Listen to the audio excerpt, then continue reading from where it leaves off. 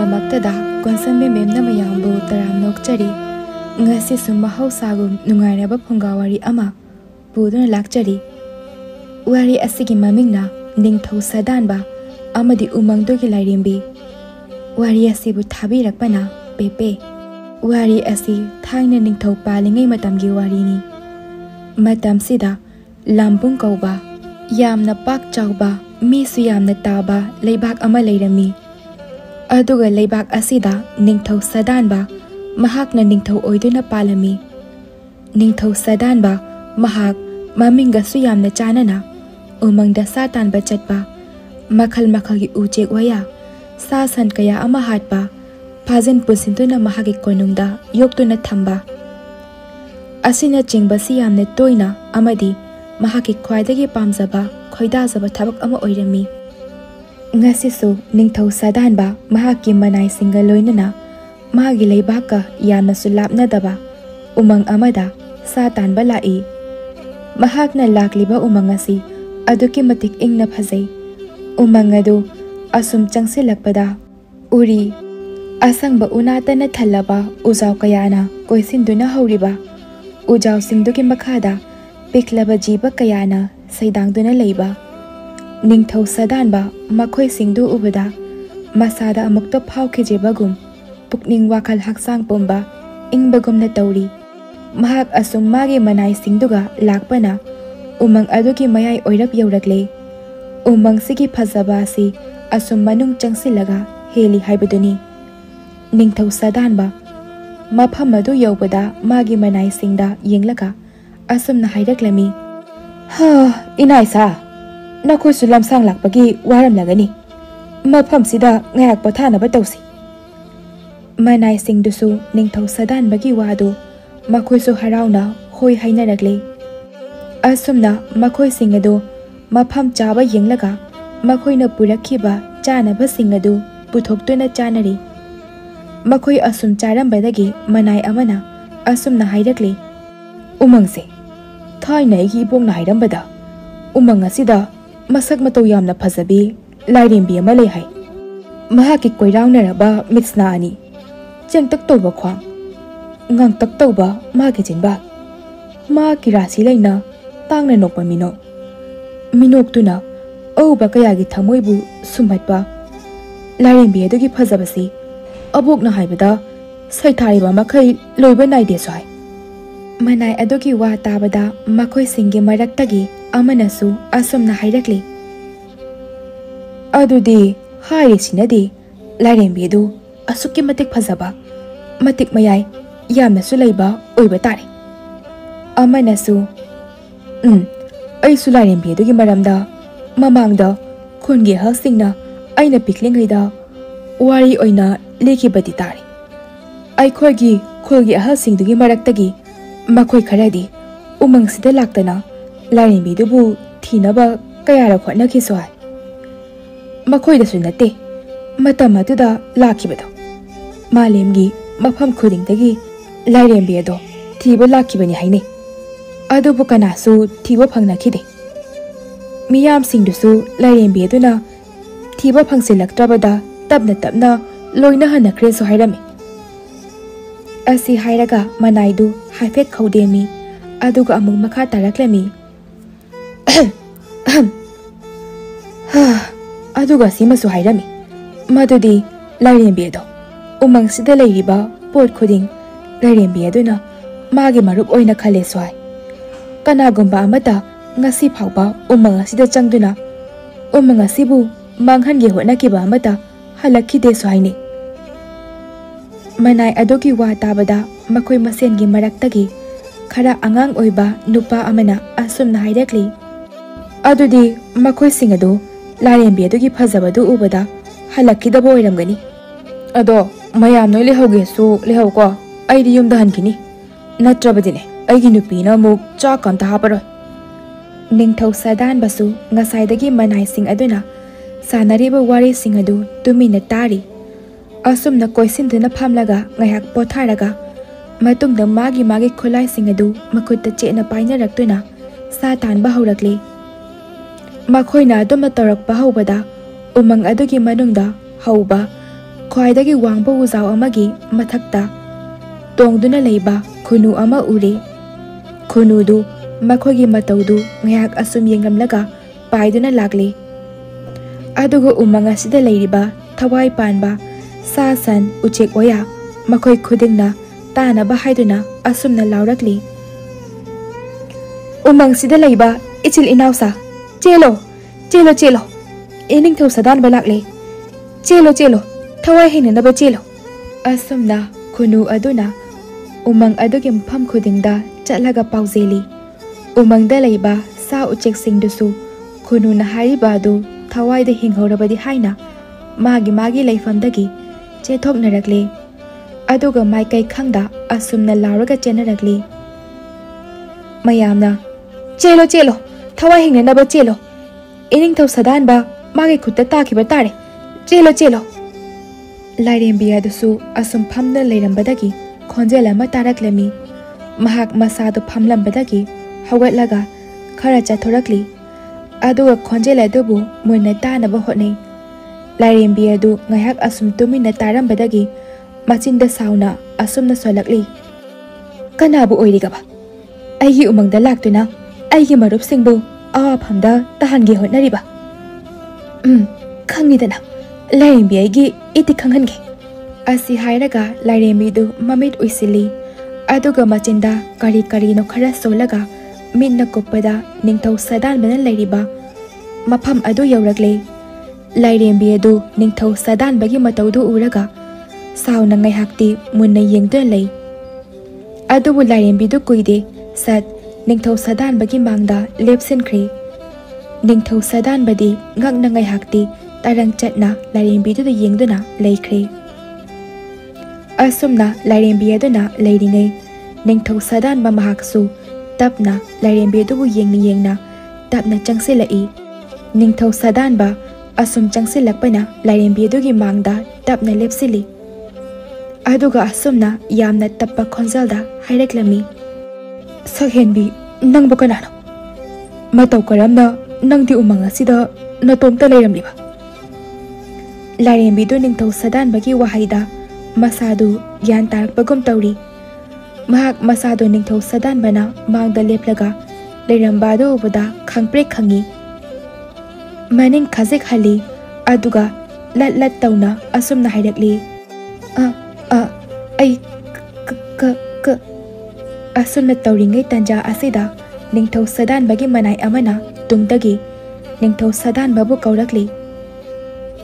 ningthau sadan ba mamaidu phat leithorakli aduga kari tauri haibagumna magi manaida yenglai manai adusu ningthau sadan bada yenglaga asumna makha tarakli iningthau gi mangmaktada phajakraba sajiba chenkibadu iningthau bu ubi hojabra ningthau sadan ba manai adugi wahaida amuk mamaidu manglomda onduna yenglai adubu mahak masadu ngakpana kham thengkri aduga akoibadu koilai leiduna yengnaba hotnei manai adudi ningthau sadan na yengliba adu saji adu oiraboi ningduna asumna hairakli iningthau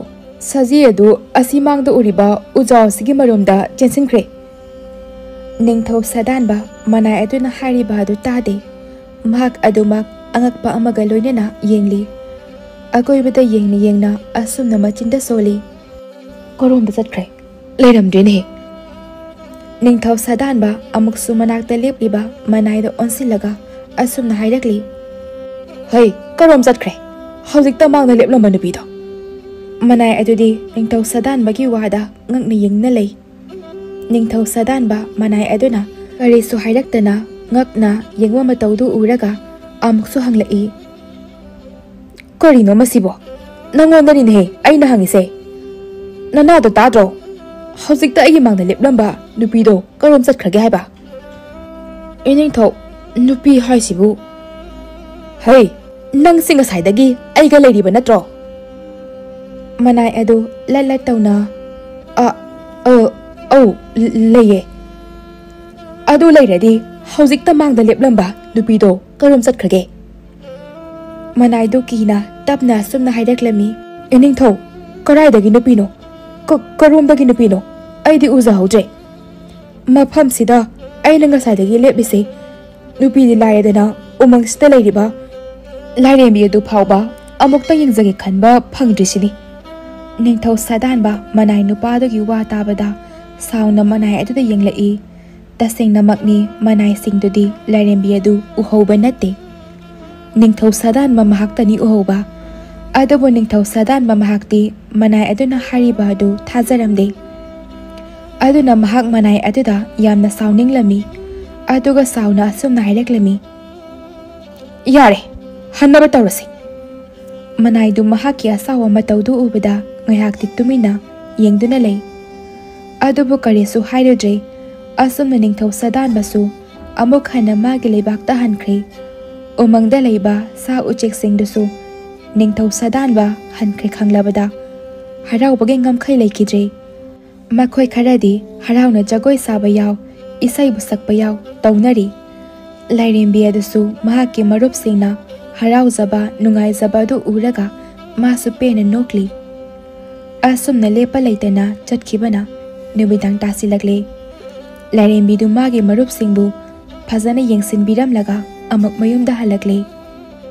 ꯑꯁꯨꯝ ꯂꯥꯛꯄꯅ ꯂꯥꯏꯔꯦꯝꯕꯤ ꯑꯗꯨ ꯃꯌꯨꯝ ꯌꯧꯔꯛꯂꯦ꯫ ꯃꯍꯥꯛꯅ ꯌꯧꯔꯛꯄꯗ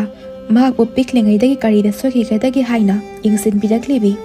ꯃꯥꯒꯤ ꯂꯥꯏꯑꯣꯏꯔꯕꯤ ꯑꯕꯣꯛ ꯑꯗꯨ ꯃꯈꯨꯠꯇ ꯂꯥꯇꯦꯟ ꯑꯃ ꯄꯥꯏꯗꯨꯅ ꯃꯁꯨꯕꯨ ꯂꯥꯛꯄ ꯉꯥꯏꯔꯝꯃꯤ꯫ ꯂꯥꯏꯔꯦꯝꯕꯤ ꯑꯗꯨ ꯃꯕꯣꯛ ꯎꯕꯗ ꯑꯁꯨꯝꯅ ꯅꯣꯛꯐꯦꯠ ꯇꯧꯅ ꯍꯥꯏꯔꯛꯂꯝꯃꯤ, ꯑꯕꯣꯛ, ꯀꯩꯒꯤꯅꯣ ꯃꯄꯥꯟꯗ ꯂꯩꯔꯝꯃꯤꯁꯤꯕꯣ ꯏꯪꯈ꯭ꯔꯕ ꯀꯥꯟꯁꯤꯗ? ꯃꯕꯣꯛꯇꯨꯁꯨ ꯃꯁꯨ ꯎꯕꯗ ꯅꯣꯛꯐꯦꯠ ꯇꯧꯅ ꯑꯁꯨꯝꯅ ꯈꯨꯝꯂꯛꯂꯝꯃꯤ, ꯑꯕꯣꯛꯇꯤ ꯏꯁꯨ ꯂꯥꯛꯄ ꯉꯥꯏꯔꯝꯃꯤꯅꯦ꯫ ꯑꯁ, ꯑꯕꯣꯛꯁꯤꯗꯤꯕ ꯏꯪꯕꯅ ꯂꯣꯏꯕ ꯇꯥꯔꯦ꯫ ꯑꯕꯣꯛ, ꯂꯥꯛꯑꯣ, ꯏꯃꯨꯡꯗ ꯍꯥꯟꯅ ꯆꯪꯉꯁꯤ, ꯑꯗꯨꯒꯅꯦ ꯑꯩ ꯆꯥꯛ ꯊꯣꯡꯉꯩꯅꯕ ꯇꯧꯔꯒꯦꯕ꯫ ꯍꯣꯏ ꯍꯣꯏ ꯍꯣꯏ, ꯂꯥꯛꯑꯣ ꯂꯥꯛꯑꯣ꯫ ꯑꯁꯨꯝꯅ ꯃꯈꯣꯏ ꯑꯅꯤꯃꯛ ꯏꯃꯨꯡ ꯆꯪꯂꯛꯂꯦ꯫ ꯆꯥꯛꯈꯨꯝꯗꯅꯤ ꯂꯥꯏꯔꯦꯝꯕꯤꯗꯨ ꯃꯕꯣꯛꯄꯨ ꯐꯨꯡꯒꯥ ꯂꯩꯔꯤꯕ ꯑꯗꯨꯒꯤ ꯅꯥꯀꯟꯗ ꯐꯤꯗꯥ ꯃꯆꯥ ꯑꯃ ꯊꯥꯗꯨꯅ ꯐꯝꯍꯜꯂꯤ꯫ ꯑꯗꯨꯒ ꯃꯥꯅ ꯅꯥꯀꯟꯗ ꯆꯥꯛꯇꯨ ꯊꯣꯡꯒꯠꯅꯕ ꯀꯟꯅ ꯍꯣꯠꯅꯔꯤ꯫ ꯃꯕꯣꯛꯇꯨ ꯃꯁꯨꯅ ꯇꯧꯔꯤꯕꯁꯤꯡ ꯑꯗꯨ ꯅꯨꯡꯁꯤꯅ ꯌꯦꯡꯂꯤ꯫ ꯑꯁꯨꯝꯅ ꯑꯁꯨꯝ ꯌꯦꯡꯂꯝꯕꯗꯒꯤ ꯂꯥꯏꯔꯦꯝꯕꯤ ꯑꯗꯨ ꯇꯞꯅ ꯃꯕꯣꯛꯄꯨ ꯀꯧꯔꯛꯂꯤ, ꯑꯕꯣꯛ꯫ ꯃꯕꯣꯛꯇꯨꯁꯨ ꯅꯨꯡꯁꯤꯅ ꯈꯨꯝꯂꯛꯏ, ꯍꯥꯎꯅꯦ, ꯏꯁꯨꯕꯨ ꯑꯕꯣꯛꯇ ꯀꯔꯤ ꯍꯥꯏꯅꯤꯡꯒꯦ? ꯑꯕꯣꯛ ꯀꯩ ꯃꯇꯦꯡ ꯄꯥꯡꯉꯨꯒꯦ? ꯑꯕꯣꯛ, ꯑꯕꯣꯛꯁꯨ ꯈꯪꯂꯝꯒꯅꯤ ꯈꯜꯂꯤ, ꯅꯤꯡꯊꯧ ꯁꯥꯗꯥꯟꯕ ꯃꯍꯥꯛꯇꯣ꯫ ꯈꯪꯉꯤꯅꯦ ꯈꯪꯉꯤꯅꯦ, ꯑꯕꯣꯛ ꯈꯪꯉꯤꯅꯦ꯫ ꯂꯥꯏꯔꯦꯝꯕꯤꯗꯨ ꯁꯣꯔ ꯁꯥꯡꯅ ꯍꯣꯟꯗꯣꯛꯂꯒ ꯉꯁꯥꯏ ꯊꯣꯛꯈꯤꯕꯁꯤꯡ ꯑꯗꯨ ꯑꯃꯠꯇ ꯆꯤꯠꯊꯗꯅ ꯁꯣꯜꯂꯕ ꯃꯕꯣꯛꯇ ꯄꯨꯝꯅꯃꯛ ꯇꯝꯃꯤ꯫ ꯃꯕꯣꯛꯇꯨꯁꯨ ꯂꯥꯏꯔꯦꯝꯕꯤ ꯑꯗꯨꯅ ꯍꯥꯏꯔꯤꯕ ꯑꯗꯨ ꯃꯨꯟꯅ ꯇꯥꯔꯤ꯫ ꯃꯍꯥꯛ ꯋꯥꯔꯤꯁꯤꯡ ꯑꯗꯨ ꯇꯥꯔꯕ ꯃꯇꯨꯡꯗ ꯋꯥꯈꯜ ꯉꯥꯏꯍꯥꯛ ꯇꯧꯏ꯫ ꯑꯗꯨꯒ ꯇꯞꯅ ꯃꯃꯤꯠꯇꯨ ꯎꯏꯁꯤꯟꯈ꯭ꯔꯦ꯫ ꯑꯁꯨꯝꯅ ꯉꯥꯏꯍꯥꯛ ꯂꯩꯔꯕ ꯇꯨꯡꯗ ꯃꯕꯣꯛ ꯑꯗꯨꯅ ꯇꯞꯅ ꯃꯃꯤꯠ ꯄꯥꯡꯊꯣꯛꯇꯨꯅ ꯍꯥꯏꯔꯛꯂꯝꯃꯤ, ꯍꯥ, ꯏꯁꯨ ꯅꯨꯄꯤ, ꯅꯪꯅ ꯃꯥꯕꯨ ꯀꯔꯤꯁꯨ ꯇꯧꯕ ꯉꯝꯗ꯭ꯔꯤꯕꯗꯣ ꯅꯤꯡꯊꯧ ꯁꯥꯗꯥꯟꯕ ꯃꯍꯥꯛꯀꯤ ꯃꯁꯥꯗ ꯄꯣꯠꯁꯛ ꯑꯃ ꯌꯥꯎꯔꯤ, ꯑꯗꯨꯅꯅꯤ꯫ ꯂꯥꯏꯔꯦꯝꯕꯤꯗꯨ ꯍꯥꯏꯐꯦꯠ ꯇꯤꯡꯉꯛꯅ, ꯀꯔꯤ ꯍꯥꯏꯕ ꯑꯕꯣꯛ? ꯑꯁꯤ ꯍꯥꯏꯔꯒ ꯑꯃꯨꯛ ꯋꯥꯈꯜꯗ ꯑꯁꯨꯝꯅ ꯈꯜꯂꯤ, ꯄꯣꯠꯁꯛ ꯑꯗꯨꯅ ꯑꯣꯏꯔꯝꯕ ꯇꯥꯏ ꯉꯁꯥꯏ ꯑꯩꯅ ꯃꯥꯕꯨ ꯀꯔꯤꯁꯨ ꯇꯧꯕ ꯉꯝꯗ꯭ꯔꯤꯕꯗꯣ꯫ ꯂꯥꯏꯔꯦꯝꯕꯤꯗꯨ ꯐꯠ ꯑꯃꯨꯛ ꯃꯕꯣꯛꯇ ꯑꯣꯟꯁꯤꯜꯂꯛꯂꯒ ꯑꯁꯨꯝꯅ ꯍꯥꯏꯔꯛꯂꯝꯃꯤ, ꯑꯕꯣꯛ, ꯑꯗꯨꯗꯤ ꯀꯔꯝꯅ? ꯂꯥꯏꯔꯦꯝꯕꯤꯒꯤ ꯋꯥꯗꯨ ꯃꯕꯣꯛ ꯑꯗꯨꯅ ꯂꯣꯏꯁꯤꯟꯍꯟꯈꯤꯗ꯭ꯔꯦ꯫ ꯃꯕꯣꯛ ꯑꯗꯨꯅ ꯃꯔꯛ ꯐꯠꯊꯠꯂꯒ ꯑꯁꯨꯝꯅ ꯍꯥꯏꯔꯛꯂꯤ, ꯄꯣꯠꯁꯛ ꯑꯗꯣ ꯀꯅꯥꯅꯁꯨ ꯂꯧꯊꯣꯛꯄ ꯉꯝꯃꯣꯏ꯫ ꯑꯗꯨꯗꯤ ꯑꯕꯣꯛ ꯀꯝꯗꯧꯅꯤ? ꯏꯁꯨꯅ ꯅꯤꯡꯊꯧ ꯁꯥꯗꯥꯟꯕ ꯃꯍꯥꯛꯀꯤ ꯀꯣꯅꯨꯡꯗ ꯆꯠꯇꯨꯅ ꯃꯍꯥꯛꯄꯨ ꯅꯪꯒꯤ ꯅꯨꯡꯁꯤꯂꯥꯡꯗ ꯊꯨꯍꯟꯗꯨꯅ ꯑꯆꯨꯝꯕ ꯑꯐꯕ ꯂꯝꯕꯤꯗ ꯄꯨꯔꯛꯂꯕꯗꯤ ꯃꯍꯥꯛ ꯁꯣꯏꯗꯅ ꯐꯔꯛꯀꯅꯤ꯫ ꯀꯔꯤ ꯍꯥꯏꯕ? ꯑꯕꯣꯛ, ꯃꯥꯕꯨ… ꯑꯁꯤ ꯍꯥꯏꯔꯒ ꯂꯥꯏꯔꯦꯝꯕꯤꯗꯨ ꯇꯨꯃꯤꯟꯅ ꯂꯩꯈ꯭ꯔꯦ꯫ ꯃꯕꯣꯛꯇꯁꯨ ꯑꯃꯨꯛ ꯇꯞꯅ ꯃꯈꯥ ꯇꯥꯔꯛꯂꯤ, ꯑꯗꯨꯕꯨꯅꯦ ꯏꯁꯨ ꯅꯨꯄꯤ, ꯅꯪꯅ ꯊꯕꯛ ꯑꯗꯨ ꯄꯥꯡꯊꯣꯛꯀꯦ ꯈꯟꯅ ꯎꯃꯪ ꯑꯁꯤꯗ ꯊꯥꯗꯣꯛꯇꯨꯅ ꯆꯠꯄ ꯇꯥꯔꯕꯗꯤ ꯅꯪꯒꯤ ꯅꯁꯥꯗꯣ ꯇꯥꯏꯕꯪ ꯃꯤꯑꯣꯏꯕ ꯑꯃꯒꯨꯝꯅ ꯑꯣꯏꯈꯤꯒꯅꯤ꯫ ꯃꯁꯤꯗ ꯅꯪꯅ ꯀꯔꯤꯁꯨ ꯇꯧꯕ ꯉꯝꯂꯣꯏ꯫ ꯑꯗꯨꯅ ꯅꯪꯅ ꯊꯕꯛ ꯑꯁꯤ ꯏꯆꯝ ꯆꯝꯕ ꯇꯥꯏꯕꯪ ꯃꯤ ꯑꯃꯒꯨꯝꯅ ꯂꯩꯗꯨꯅ ꯇꯧꯕ ꯌꯥꯏ꯫ असुमना लारेंबी अदु मबोक वा कया अमा तानरमी सोमदसु कमदौरी निंगथौ सदानबा आगे फमंगदा हिपलगा ngasi mana ukiba singadu kana ningsingnaba hotnari adubu mana phana kana hotnarabasu mahak ningsingbadi ngamlamde wakhallasu asumna khali koino aina ngasai ukiba adubo taibang midi mande magi mataudo karamda khanghaudana mangkhrino karomda chatkribana natragana ayi wakhalsina oriba sala aigi inai singnasu amatu uhauti haina harisina kamdauba masaktu phajane uhudabagera laksin bangamtre asi khalaga makok to amuk holi aduga asumna haizari kanade tumlage wahai asi hairaduna tumba themduna tumthakre asumna numitsi mahawkre lairembi adu ayuk ngana hauduna mabokna haki bagi matung ina ningthau sadan ba mahaki lebak tamne lakle mahak asum lakpana umang adu hendorakle aduna mahak icham chamba taibang mi amagup tawraklami adubu mahak masadu kari sukhanjanda ningthau sadan na leiriba konung adu yosilaklami mahak na asum lakpado ningthau sadan bagi manai amana uraduna asumna hanglakli hai nupi macha nangbu kanano konung sida kaidawba lakpano lairembi du tapna asumna khumlaklami ai ining thaubu amukta unazageba yagadra manaidu khonjal khitang kalap tawna kari maram leibagino nangni ining thau unadoisibo maram tudi ining thauda adum haizarake manaidu mana phana hanglabasu oiraroi khangbana lairembida amukta yinglamlaga tumina changkhre asumna ngahak leiraba matungda manai adu amuk thoraktuna lairembi adubu kausilai lairembi adasu manai aduna haibagi matung ina ningthau sadan ba mahakna leiriba mafam adu yosilaklei ningthau sadan ba lairembi adu ubada ngakna haipeti yengduna lei amadi wakhallasu asumna khalakli aibu langlakliba nupi asi ukibagum asumna wakhallamada leiringai lairembi aduna kaurakli ningthau sadan ba khalamba wakhalga swai mangki aduga lairembi aduda yinglai lairembi adu tapna asumna makha tarakli iningthau ayib konung asigi thaba engkhang sunenaba nanai oine losinbiu asi hairaga khonjol du khajik nikna aigini haibada malem sida kana su leitre aigi soilaba abok maha khaktanatana adubu mahak su hojik yamna sole soilaba abokna masuegi damakta asum hotna leibado ai asi hairaga yamna mana kapli ningthau sadan basu lairembi aduna hairiba adu thazarami aduna mahakna lairembi adubu nungtigi konungda paliba hejana pi singdu hektuna magi chak thongliba manai singda pinaba hairami asumna matam khara hawkhre mathangi numitni ningthau sadan badu ngasidi mahak masadu leitafam khanglamde mahak masadu tawfam khangda magi ka adu ya koibada koicha chattuna lei mahak asum aduma ngayak leiramlaga khangba ngamlaktaduna lairembi adun leiriba domda laklami lairembi adusu ngarang ningthau sadan ba mahakna haikiba thaba adu tawnenaba makutta polang macha ama pairaga konungi ensang napi phajana thaduna thamliba mafam adomda laklami ningthau sadan basu laptakna lairembi aduna lakliba adu urami ningthau sadan ba lairembi adu ubada magi matung inarakliba manai singaduda asumna hairakli yare nakoi sida leihora asi hairaga makhongdu yamna thuna thangduna lairembi adugi manakta changsili lairembi adusu ningthau sadan ba lakpadu urami adubu lairembi adu karisu khangdaba amagumna magi chatpham thokpadu adumak chatli ningthau sadan basu tapna asum changsilakpana lairembi adugi manakta lepsilaklaga asumna hairakli chakthong bisingna nangmu ngasi kari kari pusilo hairake asi hairaga ningthau sadan ba wakhalda tapna sum khali kaino aisibu ngawraba isa se ningthau ni haibase kawraba kainom tawre ꯀꯩꯅꯣ ꯑꯩꯅ ꯍꯪꯂꯣꯏꯗꯅ? ꯂꯥꯏꯔꯦꯝꯕꯤꯗꯨ ꯑꯗꯨꯃꯛ ꯇꯞꯅ ꯏꯅꯤꯡꯊꯧ ꯉꯁꯤꯗꯤ ꯑꯩꯒꯤ ꯑꯍꯥꯟꯕ ꯑꯣꯏꯕꯅꯤꯅ ꯑꯩꯅ ꯍꯦꯛꯅꯤꯡꯕꯁꯤꯡ ꯑꯗꯣ ꯑꯗꯨꯃꯛ ꯍꯦꯛꯂꯛꯑꯣꯅ ꯍꯥꯏꯕꯤꯔꯛꯏ꯫ ꯑꯣ ꯐꯔꯦ ꯐꯔꯦ ꯑꯗꯨꯗꯤ ꯂꯥꯛꯑꯣ, ꯅꯪ ꯃꯐꯝꯁꯤꯁꯨ ꯑꯍꯥꯟꯕ ꯑꯣꯏꯕꯅ ꯀꯌꯥ ꯈꯪꯂꯝꯃꯣꯏ, ꯑꯗꯨꯒ ꯑꯩꯒ ꯄꯨꯟꯅ ꯍꯦꯛꯃꯤꯟꯅꯔꯁꯤ꯫ ꯏꯅꯤꯡꯊꯧ ꯌꯥꯔꯅꯤꯌꯦ, ꯑꯩ ꯑꯗꯨꯝ ꯍꯦꯛꯑꯒꯦ꯫ ꯌꯥꯔꯣꯏ ꯌꯥꯔꯣꯏ, ꯂꯥꯛꯑꯣ ꯂꯥꯛꯑꯣ ꯑꯩꯒ ꯄꯨꯟꯅ ꯍꯦꯛꯂꯁꯤ, ꯑꯩꯅ ꯀꯔꯤ ꯄꯥꯝꯒꯦ ꯍꯥꯏꯕꯗꯨꯁꯨ ꯅꯪꯅ ꯍꯦꯟꯅ ꯈꯪꯅꯕ꯫ ꯂꯥꯏꯔꯦꯝꯕꯤꯗꯨꯁꯨ ꯀꯔꯤꯁꯨ ꯍꯥꯏꯔꯨꯗ꯭ꯔꯤ꯫ ꯑꯁꯨꯝꯅ ꯅꯤꯡꯊꯧ ꯁꯥꯗꯥꯟꯕ ꯑꯃꯗꯤ ꯂꯥꯏꯔꯦꯝꯕꯤ ꯃꯈꯣꯏ ꯑꯅꯤ ꯄꯨꯟꯅ ꯍꯦꯟꯖꯥꯡ ꯅꯥꯄꯤꯁꯤꯡ ꯑꯗꯨ ꯍꯦꯛꯃꯤꯟꯅꯔꯝꯃꯤ꯫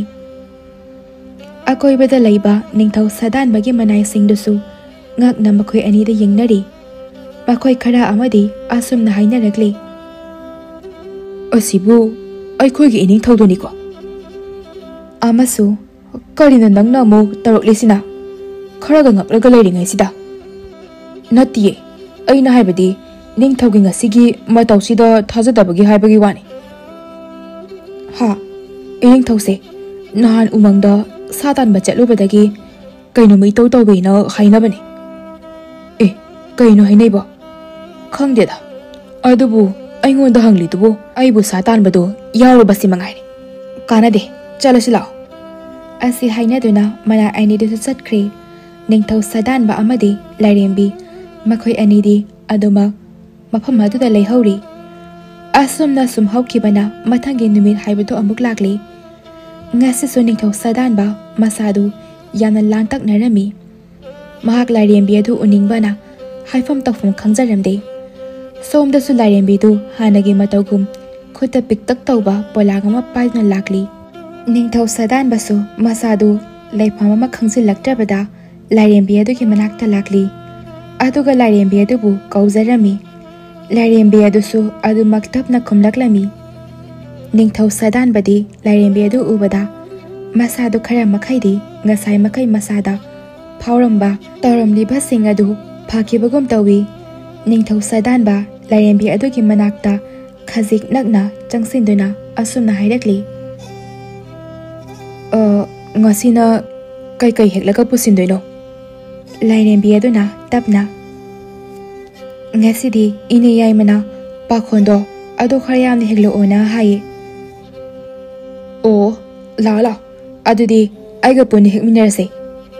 ꯂꯥꯏꯔꯦꯝꯕꯤꯗꯨ ꯅꯤꯡꯊꯧ ꯁꯥꯗꯥꯟꯕꯗ ꯀꯔꯤꯁꯨ ꯍꯥꯏꯔꯝꯗꯦ꯫ ꯑꯗꯨꯃꯛ ꯃꯉꯛ ꯑꯗꯨ ꯇꯞꯅ ꯅꯣꯝꯂꯛꯏ꯫ ꯑꯁꯨꯝꯅ ꯃꯈꯣꯏ ꯑꯅꯤ ꯄꯨꯟꯅ ꯆꯠꯃꯤꯟꯅꯔꯤ꯫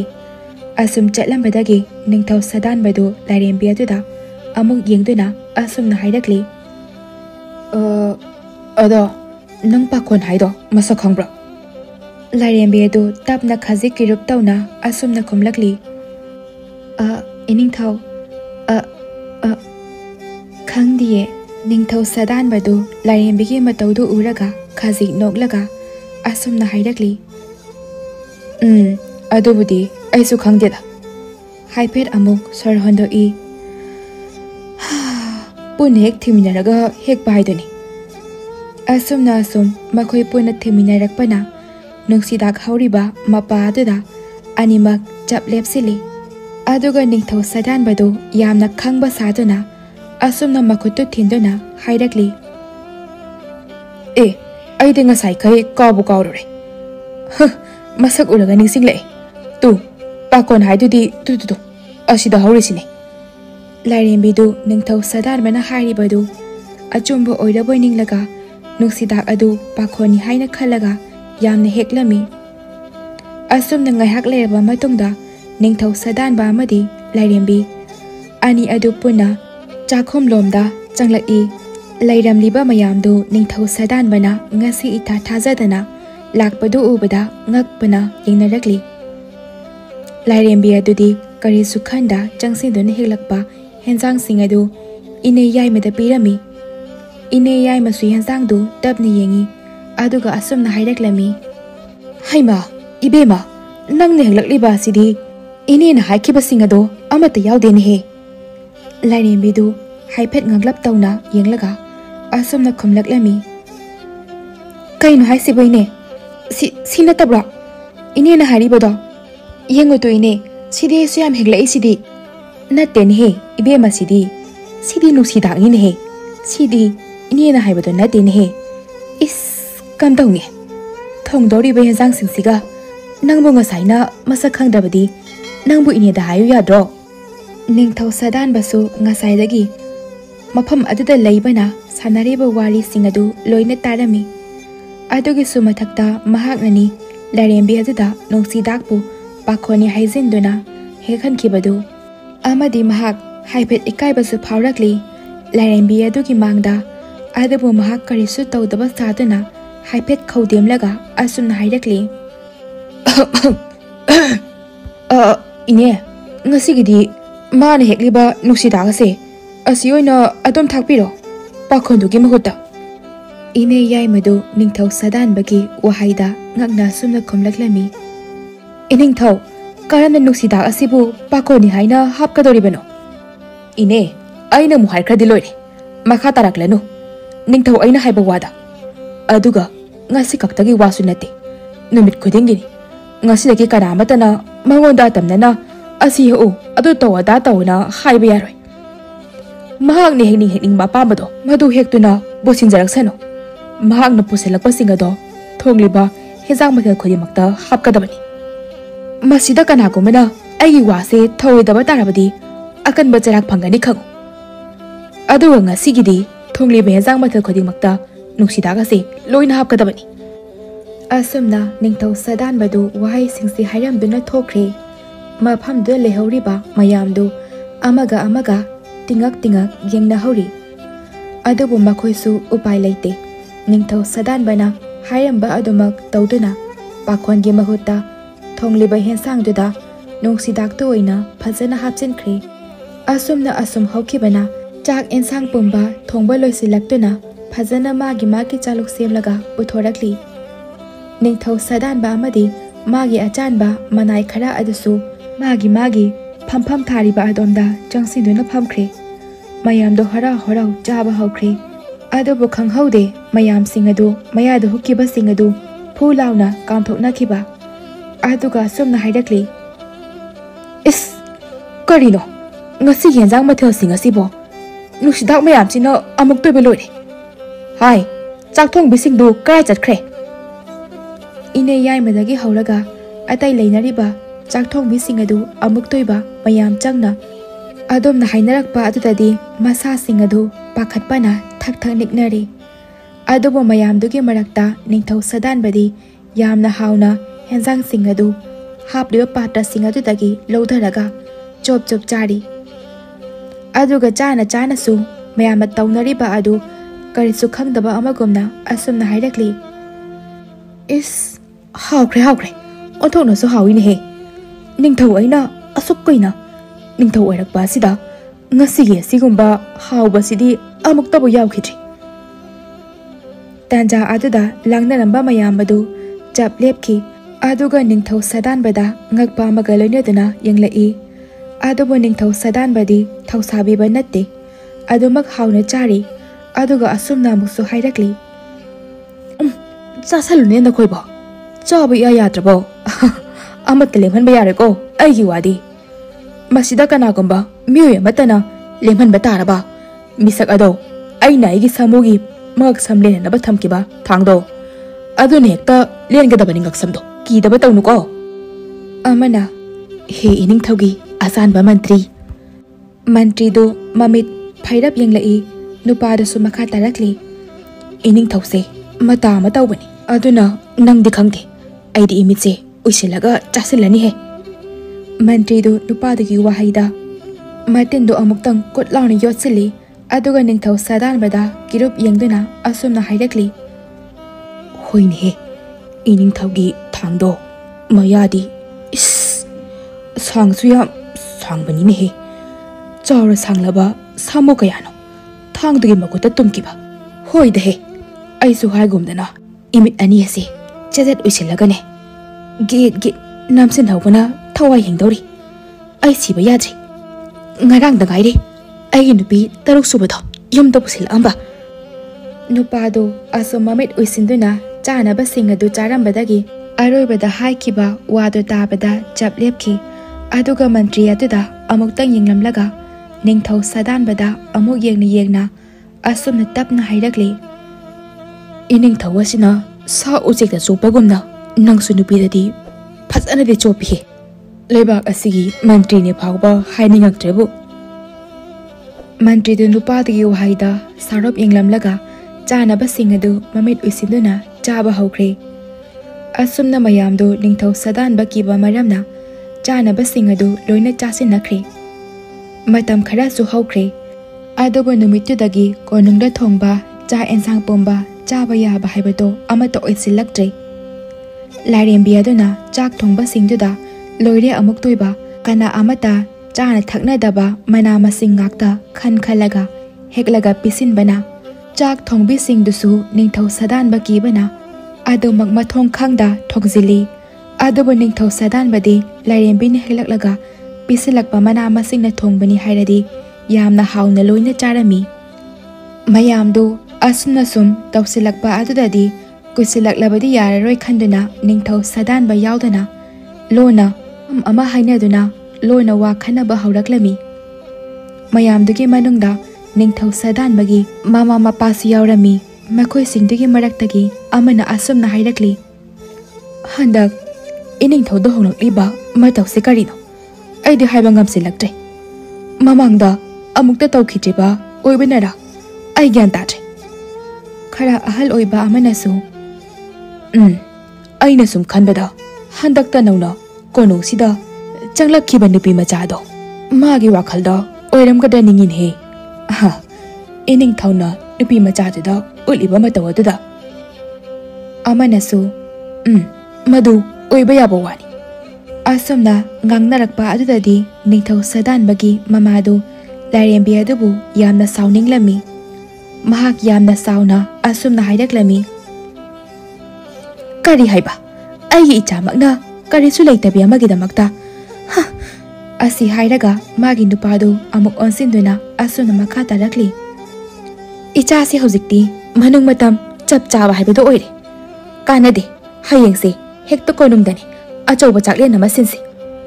अदुगा थंगनबा लेबाकी निंगथौ सिंगी मचानुपी सिंग लोइना पाव हाइसि अदुगा लेबाक सिगी अचौ सांगी मचानुपी खाइसु लोइना हाइसि मयामदुगी मरक्तगी इचा निंगथौना अपाममा खललगा लोंगबिरसि अदु ओइबा तारबदि नुपी मचादुगी वाखलदो खरेदो ओइरसु होंगकपा याय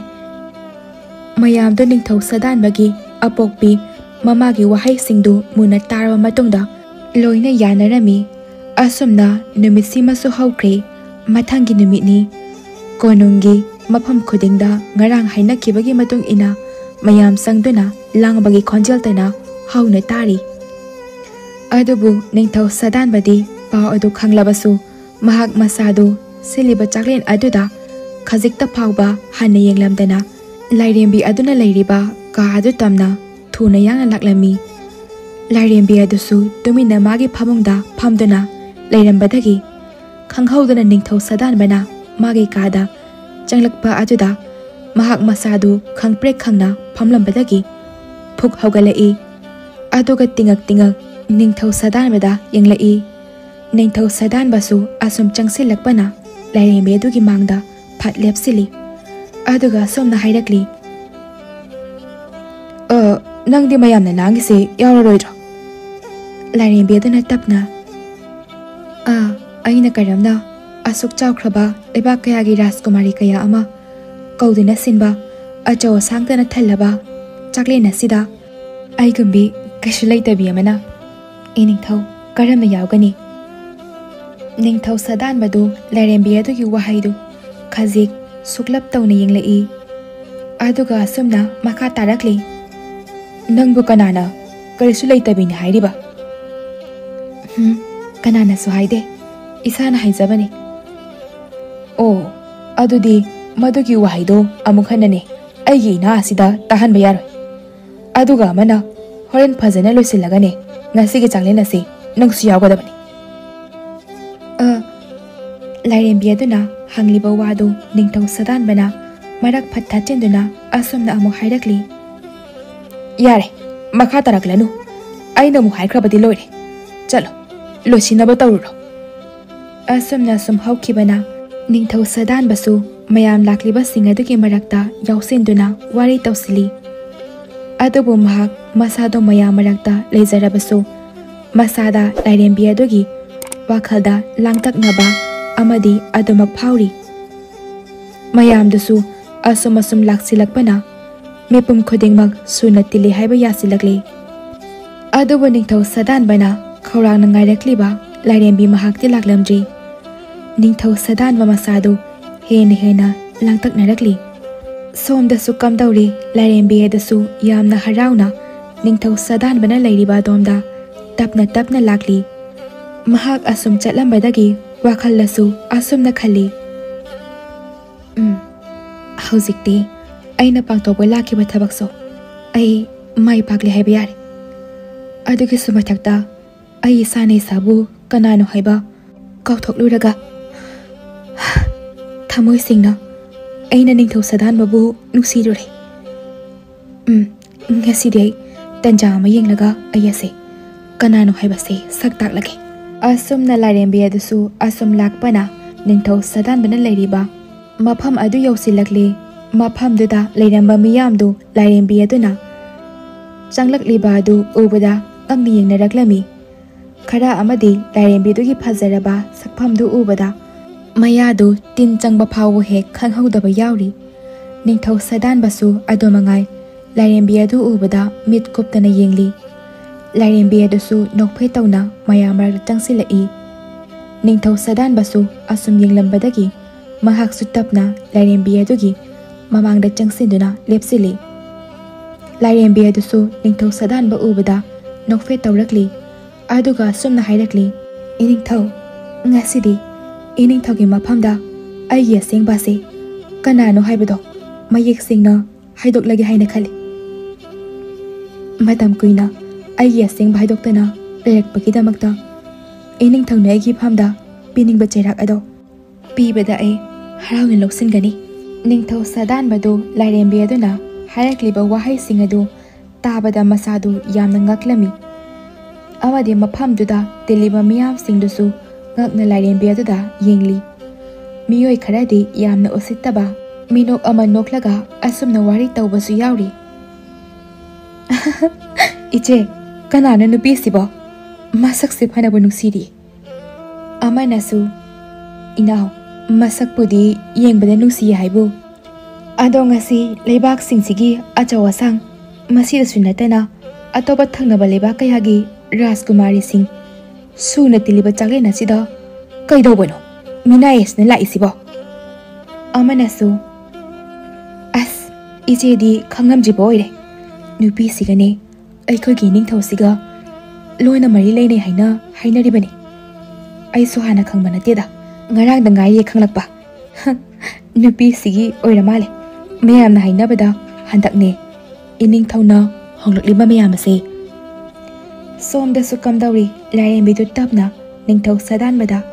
ꯃꯍꯥꯛꯀꯤ ꯑꯁꯦꯡꯕ ꯋꯥꯔꯤꯁꯤꯡ ꯑꯗꯨ ꯂꯤꯕ ꯍꯧꯔꯛꯂꯝꯃꯤ꯫ ꯅꯤꯡꯊꯧ ꯁꯥꯗꯥꯟꯕ ꯌꯥꯎꯅ ꯃꯐꯝꯗꯨꯗ ꯇꯤꯜꯂꯤꯕ ꯃꯤꯌꯥꯝꯁꯤꯡꯗꯨ ꯇꯨꯃꯤꯟꯅ ꯂꯥꯏꯔꯦꯝꯕꯤ ꯑꯗꯨꯅ ꯍꯥꯏꯔꯤꯕꯁꯤꯡ ꯑꯗꯨ ꯇꯥꯔꯤ꯫ ꯃꯌꯥꯝꯗꯨ ꯂꯥꯏꯔꯦꯝꯕꯤ ꯑꯗꯨꯒꯤ ꯑꯁꯦꯡꯕ ꯑꯆꯨꯝꯕꯁꯤꯡ ꯑꯗꯨ ꯈꯪꯂꯛꯄꯗꯒꯤ ꯃꯍꯥꯛꯄꯨ ꯅꯨꯡꯁꯤꯕ ꯍꯦꯟꯅ ꯐꯥꯎꯔꯛꯄꯒꯨꯝ ꯇꯧꯔꯤ꯫ ꯅꯤꯡꯊꯧ ꯁꯥꯗꯥꯟꯕꯁꯨ ꯑꯗꯨꯃꯉꯥꯏ ꯂꯥꯏꯔꯦꯝꯕꯤ ꯑꯗꯨꯕꯨ ꯊꯃꯣꯏ ꯁꯦꯡꯅ ꯅꯨꯡꯁꯤꯕ ꯐꯥꯎꯔꯛꯂꯤ꯫ ꯃꯥꯗꯤ ꯃꯍꯥꯛ ꯃꯁꯥꯅ ꯃꯃꯥꯡꯗ ꯇꯧꯈ꯭ꯔꯤꯕꯁꯤꯡ ꯑꯗꯨ ꯂꯥꯜꯂꯦ ꯍꯥꯏꯕꯁꯨ ꯈꯪꯖꯔꯛꯂꯤ꯫ ꯑꯁꯨꯝꯅ ꯅꯤꯡꯊꯧ ꯁꯥꯗꯥꯟꯕꯁꯨ ꯇꯤꯜꯂꯤꯕ ꯃꯤꯌꯥꯝꯁꯤꯡꯗꯨꯒꯤ ꯃꯥꯡꯗ ꯂꯥꯏꯔꯦꯝꯕꯤ ꯑꯗꯨꯗ ꯂꯥꯜꯂꯦ ꯍꯥꯏꯖꯔꯝꯃꯤ ꯑꯃꯗꯤ ꯂꯥꯏꯔꯦꯝꯕꯤꯗ ꯅꯨꯡꯁꯤ ꯍꯥꯏꯅ ꯐꯣꯡꯗꯣꯛꯆꯔꯝꯃꯤ꯫ ꯑꯁꯨꯝꯅ ꯃꯇꯝꯗꯤ ꯑꯁꯨꯝ ꯆꯠꯈꯤꯕꯅ ꯃꯇꯝ ꯈꯔ ꯍꯧꯈ꯭ꯔꯦ꯫ ꯅꯤꯡꯊꯧ ꯁꯥꯗꯥꯟꯕ ꯑꯃꯗꯤ ꯂꯥꯏꯔꯦꯝꯕꯤ ꯃꯈꯣꯏ ꯑꯅꯤꯁꯨ ꯍꯧꯖꯤꯛꯇꯤ ꯂꯨꯍꯣꯡꯂꯕ ꯃꯇꯨꯡꯗ ꯌꯥꯝꯅ ꯅꯨꯡꯉꯥꯏꯅ ꯄꯥꯜꯂꯝꯃꯤ꯫ ꯑꯃꯗꯤ ꯂꯥꯏꯔꯦꯝꯕꯤ ꯑꯗꯨꯒꯤ ꯁꯣꯜꯂꯕ ꯃꯕꯣꯛ ꯑꯗꯨꯁꯨ ꯀꯣꯅꯨꯡꯗ ꯌꯥꯝꯅ ꯅꯨꯡꯉꯥꯏꯅ ꯊꯝꯕꯤꯔꯝꯃꯤ꯫ ꯑꯗꯨꯒ ꯍꯧꯖꯤꯛꯇꯤ ꯅꯤꯡꯊꯧ ꯁꯥꯗꯥꯟꯕꯁꯨ ꯁꯥ ꯇꯥꯟꯕ ꯐꯥꯖꯤꯟ ꯄꯨꯟꯁꯤꯟꯕ ꯑꯃꯠꯇ ꯇꯧꯈꯤꯗ꯭ꯔꯦ꯫